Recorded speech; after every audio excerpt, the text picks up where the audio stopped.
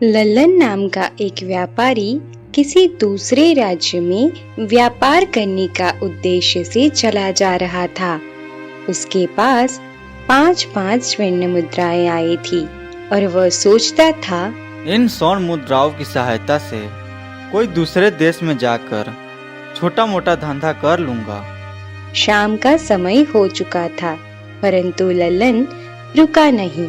वह निरंतर अपने रास्ते पर चला जा रहा था। तभी उसके सामने एक साधु महाराज दिखाई दिए। वह साधु महाराज के नजदीक गया और बोला, प्रणाम बाबा, आयुष्मान भव। बच्चा कहो, कहाँ जा रहे हो? क्या बताऊं बाबा, मैं मुसीबत का मारा किसी दूसरे देश में जाकर व्यापार करने का उत्सुक हूँ। पास में कुछ स्वर्ण मुद्राएं हैं, इन्हीं से प्रदेश में व्यापार करने के लिए जा रहा हूँ। अतः वे साधु से बोला, बाबा कोई ऐसा कहानी सुनाइए जिससे सफर भी आराम से कट जाए और मेरे दुखी मन को भी शांति मिले। सुना तो सकता हूँ बच्चा, लेकिन मेरे कहानी के पैसे लगते हैं। मैं एक कहानी सुनाने के लिए 1 असरफिया लूंगा। लल्लन सोचने लगा, मेरे पास कुल 5 असरफियाँ हैं। इनमें से 1 का असरफी देकर एक कहानी सुनना क्या बुद्धिमानी होगी? लेकिन ये साधु बाबा कोई साधारण इंसान नहीं लगते हैं। हो सकता है इनकी कहानी सुनकर प्रदेश में धन कमाने का कोई उपाय मिल जाए। ये सोचकर उसने एक अशरफी साधु को दी और बोला, ये लीजिए बाबा, लेकिन आपसे प्रार्थना है आप जो भी कहानी सुनाएं वह सच्ची हो। मुझे स्वीकार है। सुनो, तुम प्रदेश में व्यापार करने जा रहे हो। यदि व्यापार ना कर सको तो खाली मत बैठना। जो भी जैसा भी और जितने भी दिन के लिए काम मिले वो काम तुरंत कर लेना। ठीक है बाबा, मैं आपकी बात ध्यान में रखूंगा। अब कहानी सुनाइए। मेरी कहानी तो खत्म हो गई बेटा। अरे बाबा, ये कैसी कहानी थी? आपने जो बात कही वह तो उद्देश्य था। बेटा, यदि मेरा ये उद्देश्य याद रखोगे तो हमेशा फायदा ही पाओगे। चलो ठीक है, मैं तुम्हें दूसरी कहानी सुनाता हूँ। निकालो 1 असरफी। कुछ सोचकर लल्लन ने फिर से एक अशरफी निकालकर साधु महाराज के हाथ में दी और कहा, ठीक है, सुनाइए दूसरी कहानी। सुनो बेटा, कभी दूसरे के हक पर छल कपट या परपंच से अपना अधिकार मत करना। दूसरे की वस्तु को मिट्टी के बराबर ही समझना और अपनी नीयत कभी खराब मत करना। अच्छा बाबा, फिर क्या? बस खत्म हो गई कहानी? लेकिन बाबा, आपने तो इस बार भी उद्देश्य ही दिया है। ये लीजिए बाबा, अब आपके उद्देश्य ही सही। बताइए मेरे लिए अगला उद्देश्य क्या है? बेटा, जीवन में कभी भूलकर भी किसी का रहस्य किसी अन्य पर मत खोलना, यह मेरा तीसरा उद्देश्य है। बाबा, अब तो चाहें मेरे सारे पैसे खत्म हो जाएं, मैं आपसे बाकी उद्देश्य भी सुनना चाहूँगा। ये लीजिए बाकी बची हुई 2 असरफिया और मुझे 2 उद्देश्य और दीजिए। सुनो बेटा, तुम चाहे कितने भी आवश्यक कार्य से कहीं पर जा रहे हो, यदि रास्ते में कोई तुम्हें बुलाकर प्रेम से बैठाता है तो उसकी बात ध्यान से जरूर सुनना, उसको ठुकराना नहीं, चाहे तुम्हारा लाखों का ही नुकसान क्यों ना हो जाए। और बेटा, आखिरी उद्देश्य यह है कि दुराचारी स्त्री का कभी जीवन में विश्वास ना करना। उसके दिल और दिमाग का कोई ठिकाना नहीं होता। ठीक है बाबा, मैं आपके बातों को हमेशा ध्यान में रखूंगा। अब मैं चलता हूँ।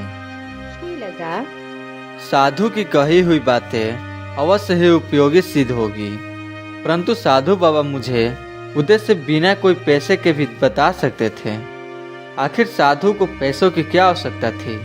खैर, ये प्रश्न मैं वापस लौटते समय साधु बाबा से अवश्य ही करूँगा। अपनी ही सोच में डूबा हुआ लल्लन पुनः आगे की तरफ बढ़ने लगा। चलते चलते वे एक नगर में पहुंचा।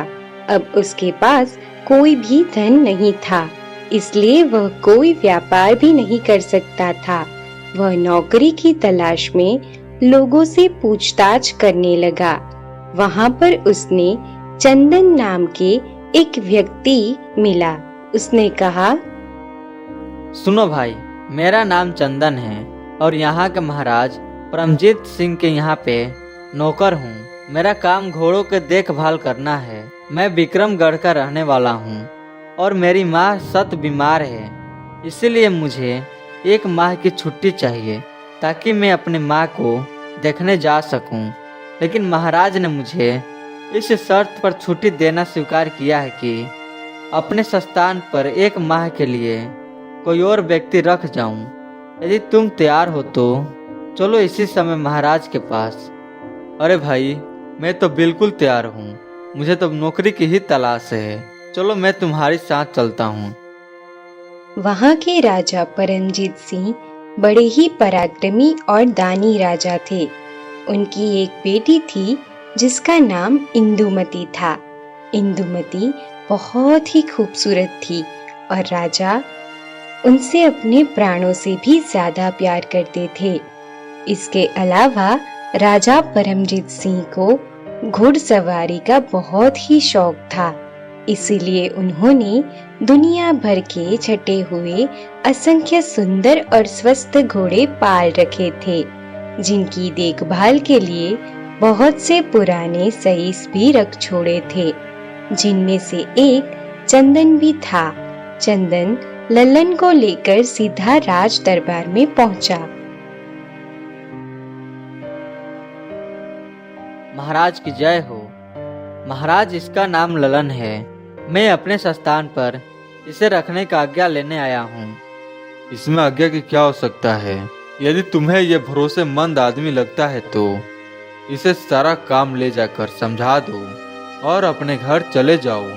लेकिन ध्यान रहे, हमारे प्रिय घोड़ों की देखभाल में लापरवाही हुई या उन्हें कोई कष्ट हुआ तो इसका दंड इसे नहीं बल्कि चंदन तुम्हें भोगना होगा। ठीक है महाराज, आप चिंता ना करें, मैं इसको सब कुछ समझा दूंगा। ठीक है, तो फिर तुम जा सकते हो। चंदन लल्लन को लेकर सीधा शाही अस्तबल में जा पहुंचा, जहां पर बहुत से घोड़े बंधे हुए थे। तब चंदन ने कहा, सुनो ललन, ये 2 घोड़े तुम्हारे नीचे रहेंगे। तुम्हें इन घोड़ों की देखभाल करनी है। इन्हें खिलाना पिलाना, मालिश करना आज से तुम्हारा ही काम है। मैं समझ गया, तुम निश्चिंत रहो मित्र। फिर चंदन उसे लेकर अस्तबल में बने हुए एक कमरे में जा पहुंचा और बोला, ये मेरा कमरा है। आज से ये तुम्हारा कमरा रहेगा जब तक मैं ना लौटूं। अब जाओ और अपने काम में जुट जाओ। उसके बाद चंदन अपने आवश्यक सामान लेकर अपने देश की ओर चल पड़ा। उसकी बीमार माँ इंतजार कर रही थी और लल्लन अपने काम में जुट गया। वह रोज घोड़े की मालिश आदि करने बाद अपने पास के ही एक तालाब में ले जाता, नहलाता धुलाता और उसके बाद घोड़ों को वापस अस्तबल में लाकर बांध दिया करता। फिर अन्य सैसियों के साथ घोड़े के खाने के लिए चने लेने के लिए चना घर में पहुंच जाता। प्रत्येक सैस को 20-20 सेर चने मिला करते थे। लल्लन ने भी 20 सेर चने की पोटली बांधी अपने अस्तबल में जा पहुंचा। उन्हें पानी में भिगोकर कूटने के बाद दोनों घोड़े के आगे डाल दिया। अपना काम खत्म करने के बाद उसने सोचा, क्यों ना कुछ देर के लिए बाकी साइयों के साथ गपशप किया जाए। यह सोचकर वह उसे बड़े कमरे में जा पहुंचा, जहां अन्य सईस बैठे हुए मौज उड़ा रहे थे। लल्लन ने देखा कि वह सभी शराब पी रहे थे। वह बोला, अरे भाई, आप लोग बिना अपना काम पूरा किए हुए नशे पानी में लगे हुए हो। अरे नहीं भाई, बिना काम पूरा किए बिना किसमें इतनी हिम्मत है कि नशा पानी कर सके। भाई, हम घोड़ों की खुराक डाल चुके हैं, लेकिन आप लोगों के पास तो अभी भी बहुत सा चना कूटने के लिए पड़ा है। भाई वे चना कूटने के लिए नहीं है, बल्कि बाजार में बेचने के लिए पड़ा है। जितना दाना घोड़ों को खिलाना था वो तो कभी का कूट कर हम घोड़ों को खिला चुके हैं। क्या मतलब भाई, मैं कुछ समझा नहीं। अरे भाई, तुम नए हो ना, इसलिए नहीं समझे। सुनो, हमें प्रतिदिन 20-20 सेर चना घोड़ों को खिलाने के लिए मिलता है, जिसमें से हम 5 सेर चना कूट कर घोड़ों को खिला देते हैं और बाकी का 15 किलो चना बाजार में बेचकर अपने नशे पानी का इंतजाम करते हैं। उनकी बातें सुनकर लल्लन की आंखें आश्चर्य से फट गई। लेकिन ये तो महाराज के साथ धोखा है, बेईमानी है। अरे नहीं यार, बेईमानी हो या धोखा, पेट भरने के लिए ये सब तो करना ही पड़ता है। और सुनो, क्योंकि तुम्हें यहाँ पर चंदन ने रखवाया है, इसीलिए तुम्हें सच्चाई बता दी गई है। लेकिन ध्यान रहे, इस बात का किसी और का कोई कानो कान पता नहीं चलना चाहिए, वरना तुम्हारी लाश का भी पता नहीं लगने देंगे। उनकी बातें सुनकर लल्लन चुपचाप अपने कमरे में लौटा और अपनी चारपाई पर पड़ गया। उसके मन में कई प्रकार के विचार आने लगे। वह सोचने लगा, वे लोग ठीक ही कहते थे। कल से इसी तरह से बेईमानी से काम करूंगा और काफी रुपए बचा लूंगा, फिर अपना कोई व्यापार शुरू करूंगा। लेकिन तभी साधु बाबा की कही हुई आवाज उसके कानों में गूंजने लगी। बेटा, कभी दूसरे के हक पर छल कपट या परपंच से अपना अधिकार मत करना। दूसरे की वस्तु को मिट्टी के बराबर ही समझना और अपनी नीयत कभी खराब मत करना। यह सोचकर तभी वह बोला, नहीं नहीं, मैं ऐसा नहीं करूंगा। अगले दिन लल्लन अपने कर्तव्य का पालन पूरी लगन और ईमानदारी से करने लगा। उसके अच्छी देखभाल से दोनों घोड़े 1 माह के भीतर भीतर अस्तबल के सबसे तंदुरुस्त और फुर्तीले घोड़े बन गए।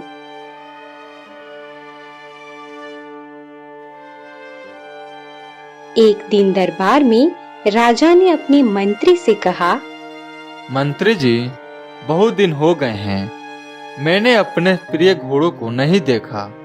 आप साइसों को यह सूचित कर दें, वे सब अपनी अपनी घोड़ों को लेकर शाही मैदान में आ जाएं। मैं कल अपने घोड़ों को देखना चाहता हूँ। अगले दिन सुबह लल्लन सहित सभी सईस अपने अपने घोड़े को नहला धुलाकर शाही मैदान में पहुंच गए और महाराज सभी घोड़ों का निरीक्षण करने लगे। महाराज ने देखा उनके सभी घोड़े सुस्त और मरियल थे। यह देखकर महाराज को बड़ा ही क्रोध आ रहा था। उन्होंने मंत्री से कहा, मंत्री जी, हमारे सारे घोड़े तो अत्यंत स्वस्थ और ताकतवर थे, ये इतने मरियल और बीमार कैसे हो गए? महाराज, मुझे लगता है कि सभी साइसों ने इनकी देखभाल ठीक से नहीं की। आगे बढ़ते बढ़ते जब राजा लल्लन के पास पहुंचे तो देखा जिन घोड़ों की देखभाल लल्लन कर रहा था वह घोड़े बड़े ही तंदुरुस्त और स्वस्थ थे। उन्हें देखकर महाराज की आंखों में चमक आ गई और वो बोले, शाबाश, यह हुई ना बात। ललन, तुम कल राजमहल में आओ, मुझे तुमसे बात करनी है।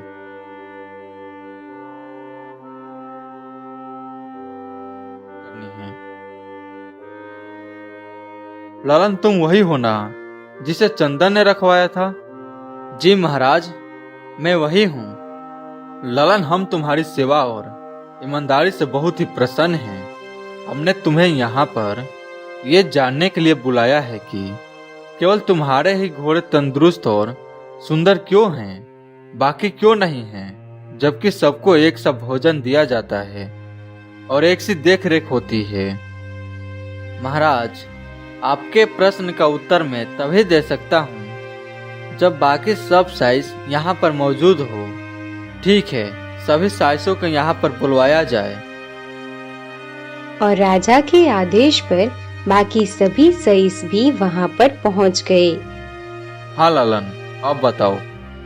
महाराज, सच बात यह है कि ये सभी साइंस बड़े ही बेईमान और धोखेबाज हैं। आपकी आज्ञा यह है कि 20 सेर चना घोड़ों को प्रतिदिन खिलाया जाए, परंतु ये लोग केवल 5 सेर चना ही घोड़ों को खिलाते हैं और बाकी का चना बाजार में बेच देते हैं। परंतु मैंने ऐसा नहीं किया। मैं 20 सेर चना रोज घोड़ों को खिलाता हूँ, इसलिए मेरे घोड़े अत्यंत तंदुरुस्त और बलशाली हैं। क्यों धोखेबाजो, नमक हरामो, क्या ये बात सच है? जवाब दो, वरना तुम सबकी गर्दन धड़ से जुदा कर देंगे। क्षमा करें महाराज, क्षमा करें, हमसे गलती हो गई है। हम विश्वास दिलाते हैं कि फिर ऐसी गलती नहीं होगी। हाँ महाराज, मैं भी आपसे यही प्रार्थना करता हूँ कि इस बार आप इन्हें क्षमा कर दीजिए। लल्लन के कहने पर इस बार के लिए सईसों को क्षमा कर दिया और कहा, आज से हम तुम्हें अस्तबल का मुख्य निरीक्षण नियुक्त करते हैं। आज से तुम्हारा काम इन सभी के हरकतों पर निगरानी रखनी होगी। इसकी पगार तुम्हें 500 सर्फिया मिलेगी और साथ ही भोजन और रहने का सस्तान भी मिलेगा। यदि अब की बार इनमें से कोई भी मुट्ठी भर चना भी गायब करे तो इसकी सूचना मुझे देना। मैं जीवन भर के लिए इन्हें कारागार में सड़ा दूंगा। जी महाराज। फिर राजा ने अपने हाथों में से एक हीरे की अंगूठी निकाली और उसे लल्लन के हाथों में दे दिया। ये अंगूठी तुम्हें बेदौर इनाम के देता हूँ। इस अंगूठी को पहरेदारों को दिखाकर तुम बिना किसी को रोक टोक के मुझसे मिलने महल में आ जा सकते हो। बहुत बहुत धन्यवाद महाराज। सुनो भाई, इस बार तो मैंने तुम सबको बचा लिया, लेकिन तुम लोग फिर भी कोई गड़बड़ करोगे तो तुम्हें कठोर दंड मिलेगा। नहीं सरकार, अब ऐसी कोई भी गड़बड़ी नहीं होगी। उस दिन के बाद से फिर किसी सईस ने घोड़े के भोजन के साथ कोई बेईमानी नहीं की और पूरी ईमानदारी से अपने काम में लग गए।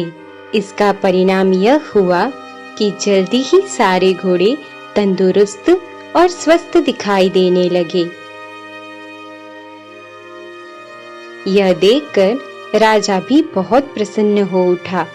कुछ दिन बीतने के बाद चंदन भी अपने देश में वापस लौट आया और वह सभी घोड़े को स्वस्थ एवं तंदुरुस्त देखकर आश्चर्यचकित हो उठा। तभी बाकी सभी साइसियों ने उसे घेर लिया। लल्लन उस समय कहीं पर गया हुआ था। बाकी साइसियों ने चंदन को सारी कहानी कह सुनाई।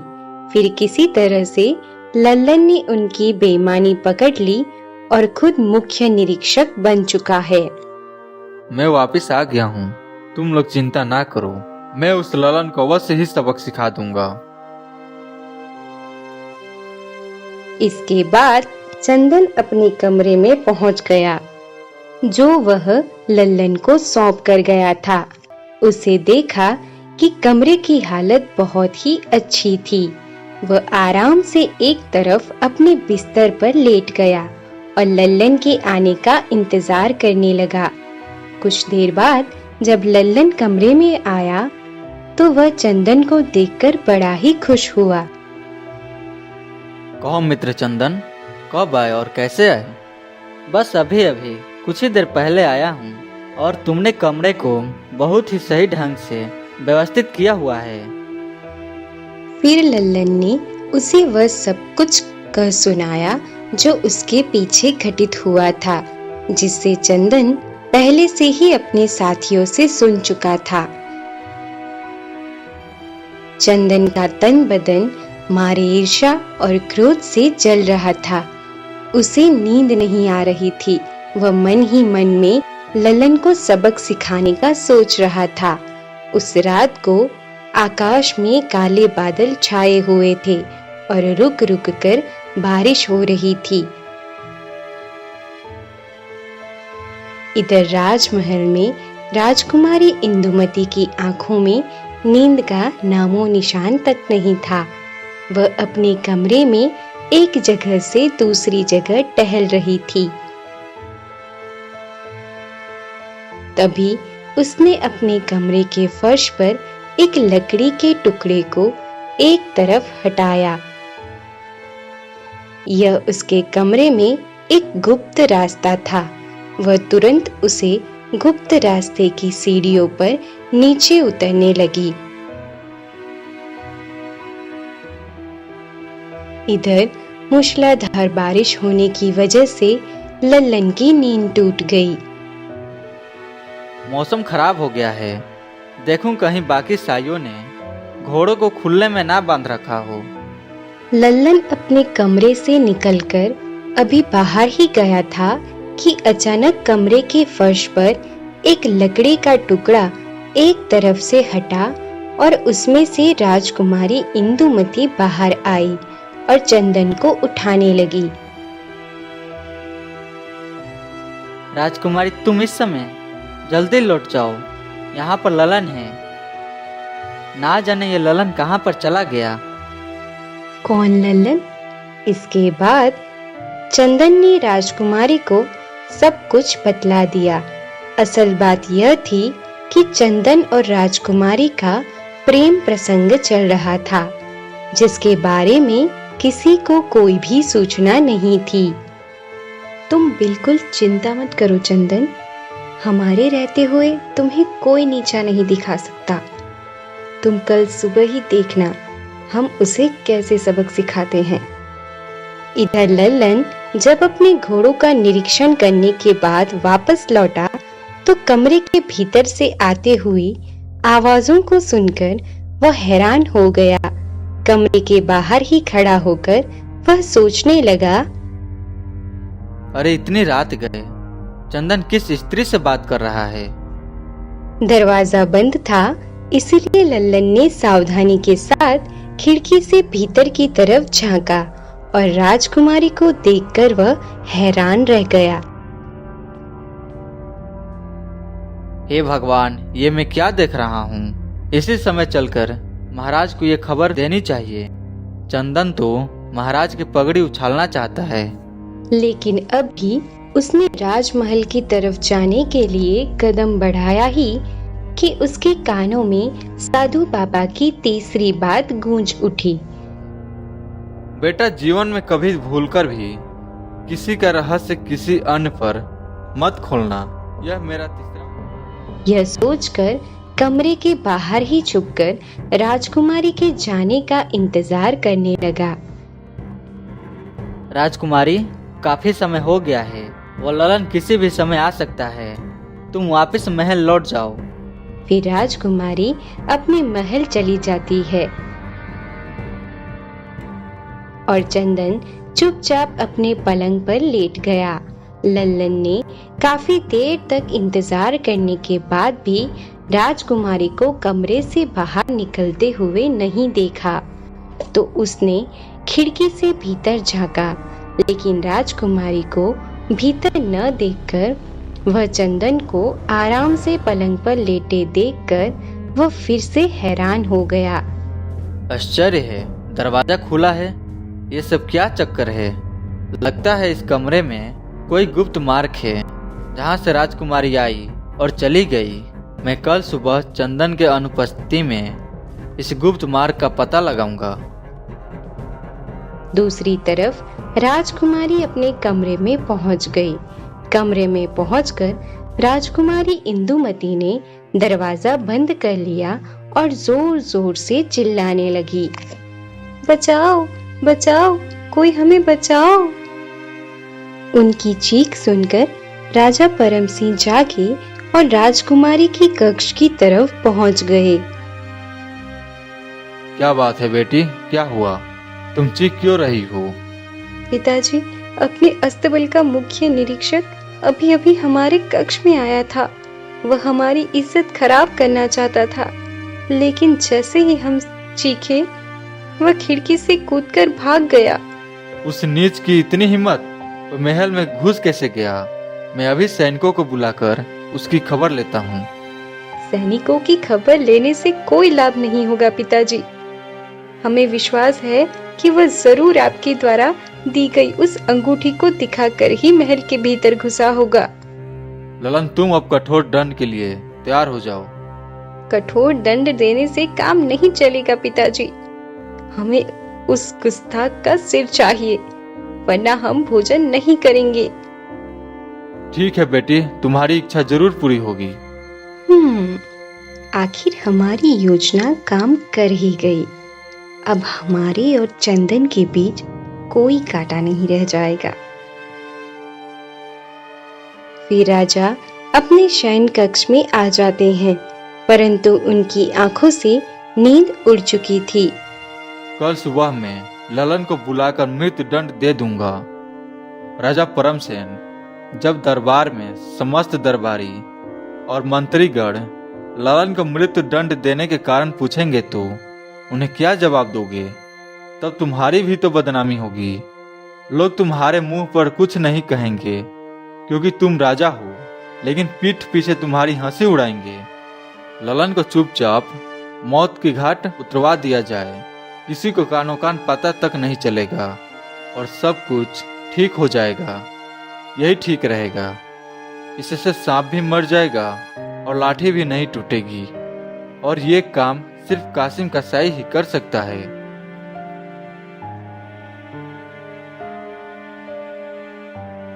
अगले दिन सुबह राजा नगर की ओर चल दिए। वह कासिम कसाई से मिलने के लिए जा रहे थे। संयोग की बात है कि कासिम कसाई उन्हें रास्ते में ही मिल गया। कासिम, एकांत में मुझे तुमसे बहुत जरूरी बात करनी है। कासिम, तुम्हें एक आदमी का सिर काटना है, लेकिन इस बात की किसी को कानो कान खबर नहीं होनी चाहिए। ये आप क्या कह रहे हैं महाराज? मैं बिल्कुल ठीक कह रहा हूँ। कुछ देर बाद मैं तुम्हारे कसाई खाने में एक आदमी को भेजूंगा। उसे दुकान के भीतर ले जाकर किसी तरह से सिर काट लेना। उसके थोड़ी देर बाद एक दूसरा आदमी तुम्हारे पास आएगा।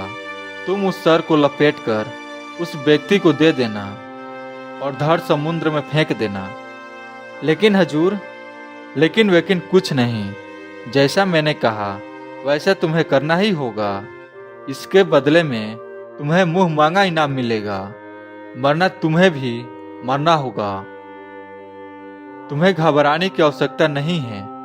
तुम्हारा यह अपराध हमेशा मेरे सीने में दफन रहेगा। अब तुम अपने कसाई खाने में जाओ और उस व्यक्ति का आने का इंतजार करो। राजमहल में पहुंचकर राजा परमजीत सिंह ने लल्लन को बुलावा भेजा। ललन, तुमसे एक विशेष काम लेना चाहता हूँ और मुझे विश्वास है कि वह केवल तुम ही आसानी से कर सकते हो। बताइए महाराज, मेरे लिए क्या हुक्म है? मैं आपके लिए कुछ भी करने को तैयार हूँ। मुझे तुमसे यही आशा थी।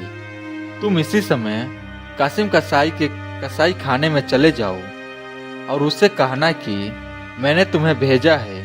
फिर वो तुम्हें जो भी चीज दे उसे मुझ तक पहुंचा देना। लेकिन ध्यान रहे, इस बात का किसी को भी पता नहीं चलना चाहिए। आप निश्चिंत रहें महाराज। राजा का आदेश पाकर लल्लन कसाई की दुकान की ओर निकल पड़ा, लेकिन न जाने क्यों उसके मन में एक संदेह हो रहा था। आखिर राजा को कासिम कसाई से क्या काम हो सकता है? मुझे इस विषय में ज्यादा नहीं सोचना चाहिए। मुझे अपने काम से मतलब होना चाहिए। कुछ दूर पहुंचा ही था कि उसे एक पेड़ के नीचे कुछ साधु बैठे हुए दिखाई दिए। वह आपस में धर्म के बारे में चर्चा कर रहे थे। लल्लन उनके समक्ष जाकर खड़ा हो गया। बच्चा, खड़े क्यों हो? हमारे पास बैठ जाओ और कुछ देर तक धर्म चर्चा का आनंद लो। क्षमा करें महाराज, मैं किसी जरूरी कार्य से जा रहा हूँ, इसीलिए नहीं रुक सकता। जैसे ही उसने आगे कदम बढ़ाया, उसके कानों में साधु बाबा की बात गूंजने लगी। तुम चाहे कितने भी आवश्यक कार्य से कहीं पर जा रहे हो, यदि रास्ते में कोई तुम्हें बुलाकर प्रेम से बैठाता है तो उसकी बात ध्यान से जरूर सुनना, उसको ठुकराना नहीं, चाहे तुम्हारा लाखों का ही नुकसान क्यों ना हो जाए। और बेटा, वह विचार आते ही लल्लन उन साधुओं के बीच बैठ गया और उनके द्वारा की जाने वाली धर्म चर्चा को सुनने लगा। इधर चंदन यह जानने के लिए कि लल्लन को राजा ने सुबह सुबह ही राजमहल में क्यों बुलवाया है, वह अभी तक वापस क्यों नहीं लौटा। चंदन राजमहल के आसपास ही मंडरा रहा था। अपनी खिड़की पर खड़े हुए राजा की दृष्टि चंदन पर पड़ गई। वह सोचने लगे, अरे चंदन, क्यों ना इसी को कासिम कसाई के पास भेज दूं। ये मूर्ख है, इसीलिए कासिम से ललन का सिर लाने में ज्यादा सर खपाई नहीं करेगा। कहिए महाराज, मुझे कैसे याद किया? सुनो चंदन, तुम इसी समय कासिम कसाई के खाने में चले जाओ। उससे कहना कि मैंने तुम्हें भेजा है। वह तुम्हें जो भी सामान दे उसे तुम मेरे पास ले आना, लेकिन सावधान, उस सामान को खोलकर देखने की गुस्ताखी मत करना। जी महाराज, जैसी आपकी आज्ञा। और चंदन कुछ ही देर में कासिम के कसाई खाने में जा पहुंचा, जबकि लल्लन अभी वहीं साधुओं के बीच बैठा हुआ धर्म चर्चा सुन रहा था। मुझे महाराज ने भेजा है और उन्होंने कोई चीज मंगवाई है। ओह, तुम अंदर चलो, मैं अभी आता हूँ। तुम्हारे पीछे जो अलमारी रखी है उसमें जो पोटली है उसे उठा लो। चंदन जैसे ही पीछे वाले अलमारी की तरफ पलटा, कासिम कसाई ने तेज तलवार से उसका सर काट दिया और जल्दी जल्दी उसका सर एक पोटली में बांध दिया। इधर लल्लन बड़े ही मजे से साधु के बीच में धर्म चर्चा को सुन रहा था। जब धर्म चर्चा समाप्त हो गई तो वे साधु अपने अपने संस्थान को चल दिए। तब लल्लन को याद आया, अरे बाप रे, महाराज ने मुझे कसाई के दुकान पर कोई चीज लाने के लिए भेजा था। मुझे महाराज ने भेजा है, उनके लिए जो कोई भी सामान है मुझे दे दो। ये पोटली तुम महाराज को दे देना और इसे खोलना मत, वरना महाराज तुम्हें फांसी पर चढ़ा देंगे। मैं जानता हूँ, तुम चिंता ना करो। यह वही पोटली थी जिसमें चंदन का सर लिपटा हुआ था। लल्लन पोटली लेकर सीधे महाराज के सामने जा पहुंचा। तब महाराज और उनकी पुत्री उसी कक्ष में मौजूद थे। लल्लन को जिंदा देखकर वो दोनों घबरा गए। अरे तुम यहाँ पर कैसे? आप लोग आश्चर्यचकित क्यों हो रहे हैं महाराज? आपने ही तो मुझे काम से भेजा था। मैं आपका काम करके सीधा चला आ रहा हूँ। मुझे कुछ देर अवश्य हो गई महाराज, उसके लिए मैं क्षमा चाहता हूँ। इसमें क्या है? ठहरिए महाराज, अभी खोल कर दिखाता हूँ। लल्लन ने जैसे ही पोटली खोली, राजा और राजकुमारी के साथ साथ लल्लन के भी होश उड़ गए। उसमें चंदन का कटा हुआ सिर था। राजा को सारा मामला समझने में देर न लगी। लगता है चंदन ललन से पहले ही कासिम कसाई के दुकान पर पहुंच गया, अतः उसने उसी का सिर काट दिया। महाराज, ये तो शायद चंदन का सिर है। आखिर ये सब क्या चक्कर है? तभी राजकुमारी इंदुमती चंदन के कटे हुए सर को देखकर फूट फूट कर रोने लगी। हे प्रिय, तुम हमें छोड़कर क्यों चले गए? हम क्या जानते थे कि हमारी ये चाल तुम्हारी ही जान ले लेगी। राजा को क्रोध आ गया। उन्होंने अपनी तलवार मयान से निकाल ली और क्रोध से चीख कर बोले, इंदुमती, सच सच बताओ, ये सब क्या चक्कर है? ललन को तुम क्यों मारवाना चाहती थी? वरना मैं स्वयं अपने हाथों से तुम्हारा सिर उड़ा दूंगा। फिर राजकुमारी इंदुमती ने सारी बात सच सच अपने पिताश्री को बता दी। सब कुछ जानकर राजा की आंखों के सामने मानो अंधेरा ही छा गया। ये मैं क्या करने जा रहा था? एक नेक इंसान को बिना कोई अपराध मौत के घाट उतारना चाहता था। हे भगवान, मुझे क्षमा करना। तभी राजकुमारी ने न जाने कहां से एक खंजर निकाला और अपने पेट में मार दिया। मरते मरते वह बोलने लगी, पिताश्री, हमें माफ कर देना। हमने आपको धोखा दिया है, एक निर्दोष व्यक्ति की जान लेने की कोशिश की है। शायद भगवान ने स्वयं ही इसकी सजा दी है हमें। हमसे हमारे प्रेमी को छीन लिया। लल्लन, तुम भी हमें माफ कर देना। हम अपने प्रेम में अंधे हो गए थे।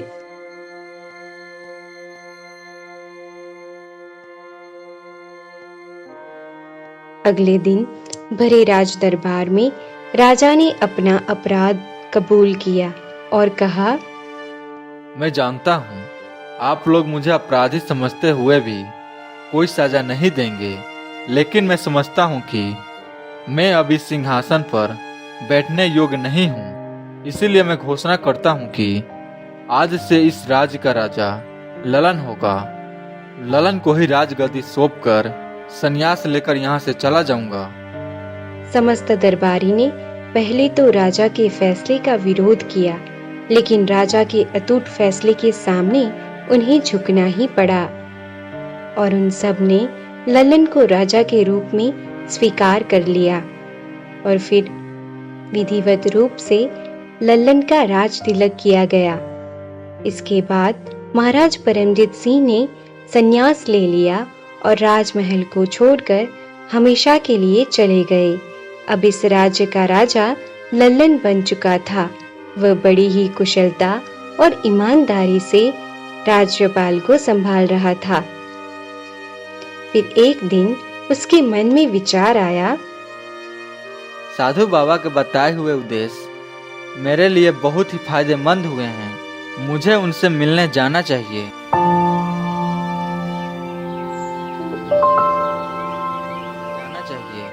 प्रणाम महाराज, मैं आपसे एक बात जानना चाहता हूँ। पूछो बेटा। फिर लल्लन साधु महाराज को सारी कहानी सुनाता है। बेटा, तुमने उन उद्देश्यों का पालन किया, इसीलिए तुम इतनी उन्नति कर पाए।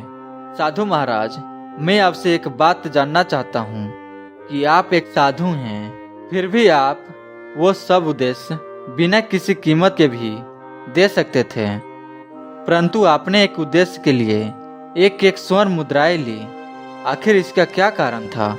सुनो बेटा, अगर मैं तुम्हें ये सब बातें मुफ्त में बता देता तो तुम जल्दी ही भूल जाते, क्योंकि मुफ्त की कोई चीज ज्यादा समय तक किसी के दिमाग में नहीं रहती और ना ही वे उनका विश्वास करता है। इसीलिए मैंने 5 उद्देश्य के बदले तुमसे 5 स्वर्ण मुद्राएं ली थी और वे स्वर्ण मुद्राएं आज तक मेरे पास सुरक्षित हैं। ये लो, वो स्वर्ण मुद्राएं तुम मेरे तरफ से गरीबों में दान कर देना। अब तुम जाओ, भगवान तुम्हारा भला करे। साधु बाबा का आशीर्वाद लेकर लल्लन वापस अपने राज्य को लौट गया। अब वह बहुत ही सुचारू और अच्छे ढंग से अपने राज्य का पालन करने लगा और अपनी प्रजा की देखभाल करने लगा।